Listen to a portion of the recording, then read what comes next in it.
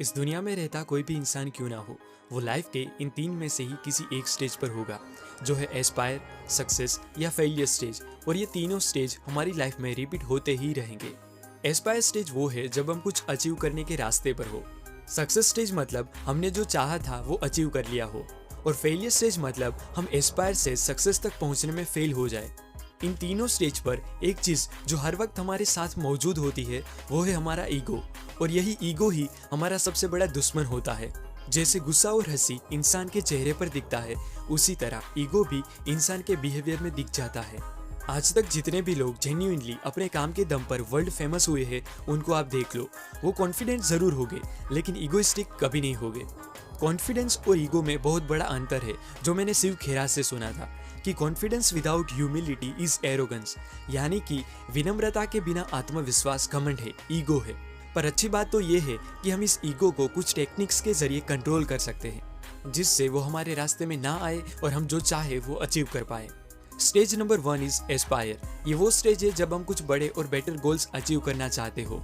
जैसे कोई government exam की प्रिपरेशन कर रहा होता है, तो कोई अपने ऑडिशन के लिए क्लिप्स बना रहा होता है, या कोई जो अपना बिजनेस प्लान तैयार कर रहा होता है। ये शुरुआती दौर ही सबसे मुश्किल होता है, क्योंकि कोई भी काम की शुरुआत में हम एक्साइटेड भी होते हैं और थोड़ा बहुत नर्वस भी। पर हम अपनी नर्वसनेस को छुपाने के लिए जो बड़ी बड़ी बातें करने लगते हैं, वो ही हमारा सबसे बड़ा वीक पॉइंट है।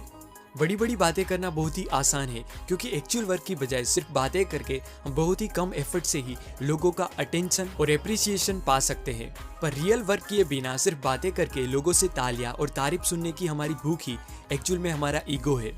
बातें तो सब कर सकते हैं, इवन एक पागल भी किसी भी टॉपिक पर कई घंटों तक बातें कर सकता है। पर आज की दुनिया में जो रेयर है वो है साइलेंस।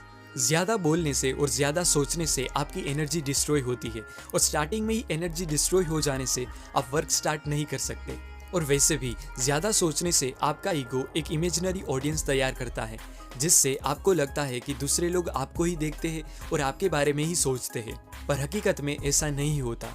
ऑथर ने एग्जाम्पल दिया है कि एक टीनेजर ने एक वीक के लिए अपनी क्लास मिस की, क्योंकि कुछ दिनों पहले स्कूल के कैंटीन में उनके पेंट पर जूस गिर गया था, जिससे वो शर्म के मारे स्कूल नहीं गया, क्योंकि उसके ईगो ने एक इमेजिनरी ऑडियंस बना ली कि स्कूल में सब उनके बारे में ही सोचते होंगे और उनकी ही बातें करते होंगे। लेकिन हकीकत तो ये थी कि स्कूल में दूसरे दिन किसी को वो इंसिडेंट याद भी नहीं था। इसीलिए याद रखिए कि आपको जितना लगता है उतना लोग आपके बारे में नहीं सोचते। स्टोइसिज्म में एक वर्ड है यूथीमिया, यानी कि एक्सटर्नल चीजों से डिस्ट्रैक्टेड हुए बिना अपने पाथ पर आगे बढ़ना। आज सोशल मीडिया एप्स और ब्रेकिंग न्यूज ने लोगों के अटेंशन स्पान और काम पर फोकस करने की एबिलिटी को डिस्ट्रॉय कर दिया है। फोर्ड कंपनी के फाउंडर हेनरी फोर्ड ने कहा था कि आपकी रेप्यूटेशन आपने जो किया है उसके आधार पर बिल्ड होती है, ना कि आप जो करने वाले हो। और वैसे भी टैलेंट सिर्फ एक स्टार्टिंग पॉइंट है। आपने खुद देखा होगा कि कई लोग टैलेंटेड होने के बावजूद भी वो उस टैलेंट में से ज्यादा कुछ बिल्ड नहीं कर पाते, क्योंकि उनका ईगो उन्हें किसी ना किसी तरह डरा के रोकने की कोशिश करता है। स्टीव जॉब्स कहते थे कि जब तक आप लोगों को दिखाओगे नहीं, तब तक लोगों को पता ही नहीं चलेगा कि उनको क्या चाहिए। आपका टैलेंट भी एक प्रोडक्ट की तरह है, जब तक आप उसे रिप्रेजेंट नहीं करोगे तब तक लोगों को पता नहीं चलेगा कि उनको ऐसा भी कुछ चाहिए। अभी हम में से ज्यादातर लोग एस्पायर स्टेज पर ही हो गए। तब हमारे ईगो को कंट्रोल में रखने के लिए जो मोस्ट इंपॉर्टेंट चीज है वो है हमारे काम पर ध्यान देना और अपने वर्क को इम्प्रूव करना। बास्केटबॉल प्लेयर बिल ब्रैडली हर वक्त याद रखते थे कि जब आप प्रैक्टिस नहीं कर रहे होते तो कहीं ना कहीं कोई ना कोई जरूर प्रैक्टिस कर रहा होगा, और जब आप उनसे मिलोगे तो वो जीत जाएगा। इसीलिए नो मैटर आप कितने भी टैलेंटेड क्यों ना हो, अगर आगे बढ़ना चाहते हो तो एस्पायर स्टेज पर ही अपने ईगो को इस 2 तरीकों से कंट्रोल करना सीख लो। नंबर 1, हमेशा स्टूडेंट बन के सीखते रहो। और नंबर 2, कम सोच के और एक्शन ज्यादा लेके अपने क्राफ्ट को कंटिन्यूस प्रैक्टिस के जरिए इंप्रूव करते रहे। सेकेंड है सक्सेस स्टेज। जब एस्पायर स्टेज पर हम अपने ईगो को कंट्रोल कर ले और अपने वर्क पे ध्यान दे तो डेफिनेटली हमें सक्सेस मिलेगा। जैसे सक्सेस मिलने से हमारी ताकत बढ़ती है, उसी तरह हमारे ईगो की भी ताकत बड़ी होती है, इसलिए वो हमें दूसरे तरीकों से पीछे धकेलने की कोशिश करेगा। सक्सेस मिलने पर डिस्ट्रैक्शन बहुत आएंगे, interviews, award functions, reporters, parties, ये सब डिस्ट्रैक्शन आपको आपके एक्चुअल वर्क से दूर ले जाने की कोशिश करेंगे, जो आपके ईगो को बहुत पसंद है, क्योंकि पब्लिक एप्रिसिएशन जो मिलेगा। पर वो काम को हर हमेशा याद रखिए जिसके कारण आज आप ये सब कुछ देख पा रहे हो, क्योंकि वो ही आपकी एक्चुअल वैल्यूज है। अपनी कोर वैल्यूज और वर्क से दूर होके सिर्फ मौज शौक करने का क्या रिजल्ट आ सकता है, वो आप विजय माल्या से खुद ही सीख सकते हो। World famous warrior and Mongol empire Genghis Khan अपने बेटों से कहते थे कि अगर तुम अपनी ईगो को निगल नहीं सकोगे तो तुम लीड नहीं कर पाओगे। वो कहते थे कि दुनिया का कितना भी ऊंचे से ऊंचा पहाड़ क्यों ना हो, उस पर रहने वाला जानवर जब उस पहाड़ की चोटी पर खड़ा हो जाए तब वो जानवर उस पहाड़ से तो ऊंचा ही होता है। जैसे सक्सेस पाना मुश्किल है, उसी तरह वहाँ पर टिक पाना भी उतना ही मुश्किल है। इसीलिए हमें हमेशा अपनी आइडेंटिटी स्मॉल रखनी चाहिए और स्टूडेंट बन के सीखते और इम्प्रूव करते रहना चाहिए। ऑथर कहते हैं कि जब भी कोई कंपनीज या एंटरप्रेन्योर से पूछा जाता है कि आप क्या करने वाले हो, तो वो कहते हैं कि वो दुनिया को बदलने वाले हैं, जो कि सही भी है। पर एक्चुअल में जो कंपनीज ने अभी दुनिया को बदल दी है, वो कंपनीज अपनी कोर वैल्यूज और कस्टमर सेंट्रिक एग्जीक्यूशन से स्टार्ट हुई थी। जैसे यूट्यूब टीवी रिप्लेस करने के लिए नहीं, पर सिर्फ फनी क्लिप शेयर करने के लिए बनाया गया था। पर आज जो इसका ग्रोथ है वो सिर्फ उनके विजन की वजह से नहीं, पर अपनी आइडेंटिटी स्मॉल रख के और स्मॉल डिटेल इंप्रूवमेंट ने ही उन्हें आज number 1 video sharing company in the world बना दी है। नो डाउट आप बड़ा सोचे, पर उसे पाने के लिए इतने स्मॉल और डिटेल स्टेप्स लेके एग्जीक्यूट करे कि वो आपका ड्रीम सिर्फ ड्रीम ना रहे और रियलिटी में कन्वर्ट हो जाए। अपनी आइडेंटिटी स्मॉल रखने का मतलब है अपने आप को बढ़ा चढ़ा के रिप्रेजेंट ना करना। अगर आप कोई कंपनी में रिसेप्शनिस्ट हो तो कोई पूछे तो आप कोई कंपनी में एडमिनिस्ट्रेटिव सपोर्टिंग ऑफिसर हो ऐसा कहने की बजाय सिर्फ रिसेप्शनिस्ट हो ऐसा कहो, जिससे आप ग्राउंडेड और पोलाइट रह के दूसरों से सीख पाओगे और अपने वर्क को और इम्प्रूव कर पाओगे।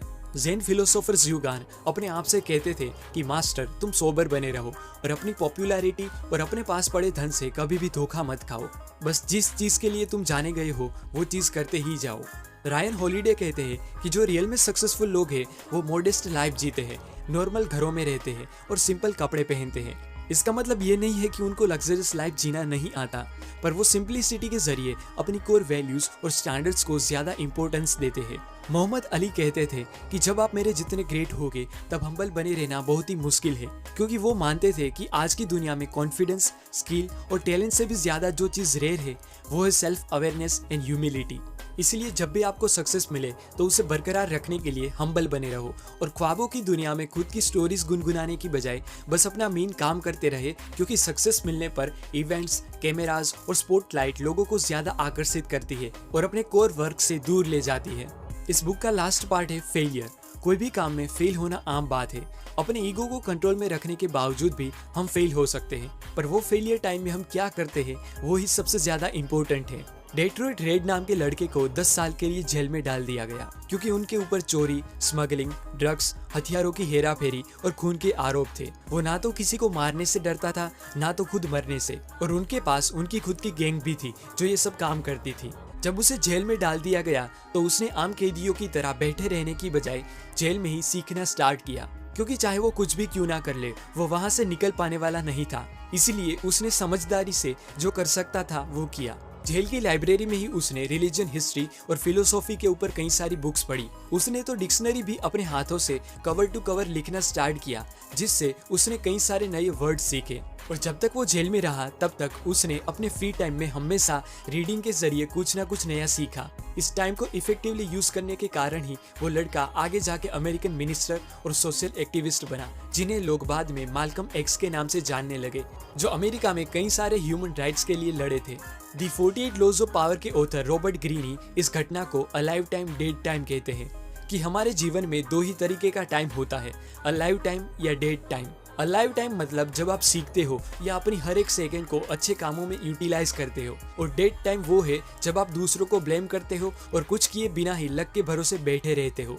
माल्कम एक्स ने जेल में बिताई हर एक सेकंड को बुक्स रीड करके अलाइव टाइम बना दी। जब रिपोर्टर्स उनकी कॉलेज के बारे में पूछते थे तो वो जेल को ही अपनी कॉलेज बताते थे, क्योंकि वहीं से उनका ट्रांसफॉर्मेशन हुआ था। इस तरह हमारे पास भी हर वक्त 2 चॉइसेस होती है कि हम कौन सा टाइम पसंद करना चाहते हैं, अलाइव टाइम या डेड टाइम। वेटिंग लाइन में सिर्फ खड़े रहना डेड टाइम है, पर ऑडियो बुक सुनना या कुछ कॉल्स कर लेना या नोट्स लिख लेना अलाइव टाइम है। जब आप बार बार फेल हो रहे हो तो अपने टाइम को अलाइव टाइम बनाओ और मेहनत करते ही रहो, आप जरूर सफल होगे। क्योंकि रायन हॉलिडे का मानना है कि कुछ खिलाड़ी ऐसे भी होते हैं जो अपना बेस्ट परफॉर्मेंस देने के बाद भी लोगों की तालियां सुनने नहीं रुकते, क्योंकि वो जानते हैं कि ये तालियां स्टेडियम के बीच खेलने से नहीं, पर जब सब मजे कर रहे थे तब लोगों के एप्रिसिएशन की परवाह किए बिना ही अकेले की हुई प्रैक्टिस से आई है। रायन हॉलिडे ट्रेनिंग को स्वीपिंग से रिलेट करते हैं, कि सिर्फ एक बार ही फ्लोर स्वीप करने से फ्लोर हमेशा के लिए क्लीन नहीं रहता, उस पर हर रोज डर्ट आएंगी ही।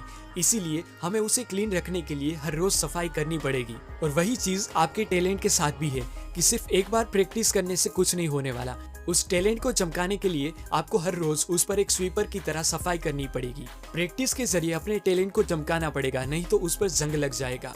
ईगो इज द एनिमी काफी अच्छी बुक है जो एक लीडर, एथलीट, एंटरप्रेन्योर, डिजाइनर और हर वो एक क्रिएटिव पर्सन को रीड करनी चाहिए जो इस 21st सेंचुरी में दूसरों से अलग बन के आगे बढ़ना चाहते हो।